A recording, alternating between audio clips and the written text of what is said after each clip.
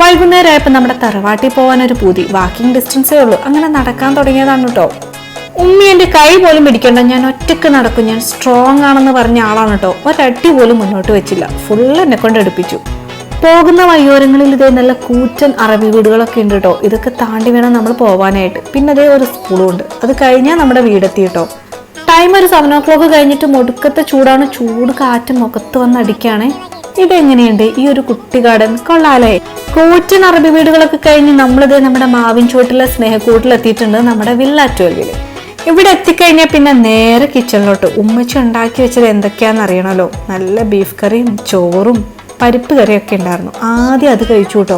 Food അടി കഴിഞ്ഞ് fridge തുറന്നപ്പോൾ ദേ കുൽഫി ഐസ്ക്രീം, അങ്ങനെ അത് കുറച്ച് കഴിച്ചു കേട്ടോ. എല്ലാം കഴിഞ്ഞ് പോരാൻ നേരത്ത് ഫുഡ് പാർസൽ വാങ്ങിയിട്ടുണ്ടായിരുന്നു. അങ്ങനെ അതും കൂടെ കഴിച്ചിട്ടാണ് അവിടെ നിന്ന് ഇറങ്ങിയത്.